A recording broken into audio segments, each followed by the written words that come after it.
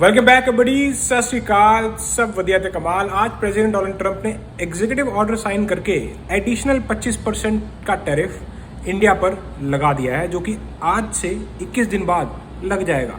मतलब 25 पहले तो था ही, अब और 25, total 50% tariff on goods imported from India. और रीज़न ये दिया है कि इंडिया रशिया से ऑयल खरीदता है, इस वजह से हम टैरिफ लगा रहे हैं। एक बार क्या होता है ना कि दो टीम्स क्रिकेट खेलने आती हैं और जिस टीम के पास बैट होता है उसका बैट्समैन बैटिंग करता है, बॉल गिरी, बैट्समैन बोल्ड, लेकिन बैट्समैन कहता है नहीं, नो बॉल है, दोबारा करो। दादागिरी, जिसके पास बैट है उसी की चलेगी। और ऐसा ही कुछ कर रहे हैं प्रेसिडेंट डोनाल्ड ट्रंप। भाई किसी कंट्री को नहीं छोड़ा। आप इनके नेबर देख लो, आप कनाडा और मेक्सिको, उनको नहीं छोड़ा तो आपको लगता है कि चाइना, इंडिया, बड़ी बड़ी कंट्रीज को छोड़ेंगे। पहले चाइना को पकड़ा हुआ था, नहीं देखो फैंथनॉल आ रहा है तुम्हारी कंट्री से, मैं लगा रहा हूँ टैरिफ। उसके कहते नहीं, ट्रेड डेफिसिट है इस वजह से मैं लगा रहा हूँ। वैसा ही भी इंडिया के साथ भी हो रहा है।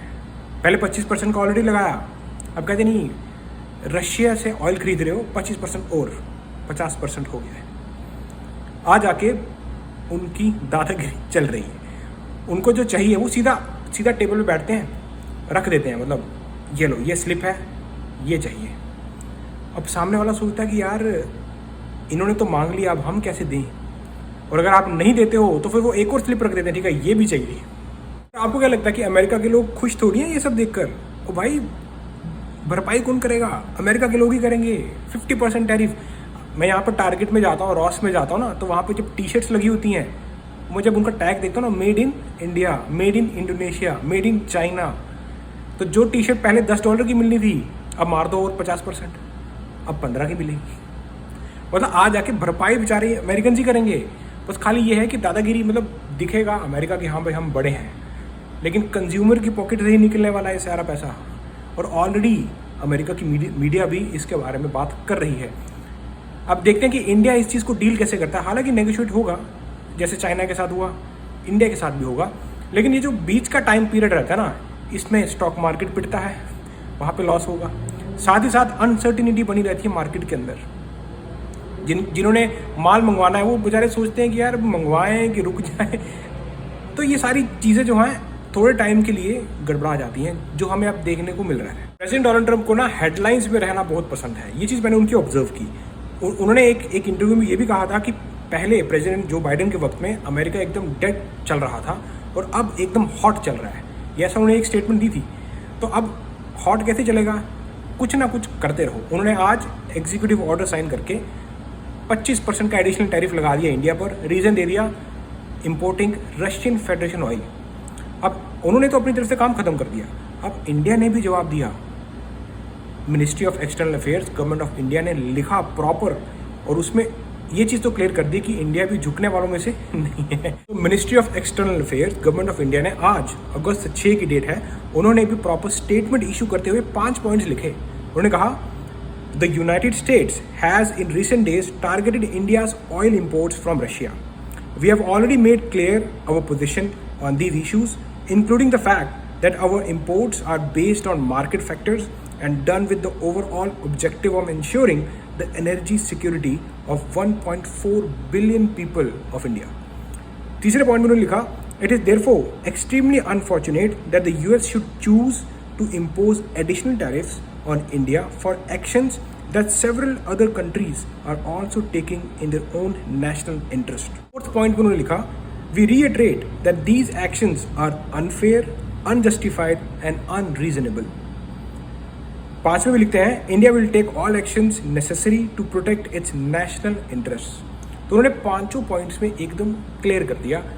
मतलब एक बोलते हैं ना, साफ आंसर देना, टिकाकर साफ सुथरा आंसर दे दो कि भाई हम अकेले नहीं हैं, यूरोपियन नेशंस भी हैं, वो भी एनर्जी यूज़ कर रहे हैं, चाइना भी है, और सबका अपना नेशनल इंटरेस्ट है, तो उसी नेशनल इंटरेस्ट को लेकर हम भी काम कर रहे हैं। तो इस वक्त अमेरिका और इंडिया भिड़ रहे हैं और हेडलाइंस बनी हुई है हर जगह। आप कोई भी न्यूज़ चैनल, कोई भी मीडिया उठा के देखो तो 50% टैरिफ लगने जा रहा है इंडिया पर, यही बात चल रही है। हालांकि ये टेबल पे बैठकर नेगोशिएट हो जाएगा। अब हम बात करते हैं कि इसका फ़र्क, जितने भी tariff all over across the world लग रहा है, इसका फ़र्क अमेरिकन कंज्यूमर पे क्या पड़ रहा है, वो तो कोई बात नहीं कर रहा। इन सब का फ़र्क ये पड़ रहा है कि जहाँ पर पहले जो कंज्यूमर पे करता था हर साल अपनी पॉकेट से, अब उसको $2400 $2400 ज़्यादा पे करने होंगे। और ये मैं नहीं कह रहा, ये रिपोर्ट कह रही है। येल बजट लैब, इनका कहना है कि इस साल average house hold cost American की $2400 बढ़ जाएगी, जो पिछले साल नहीं थी। अब ज़्यादा पे करना होगा अमेरिकन कंज्यूमर्स को। क्यों?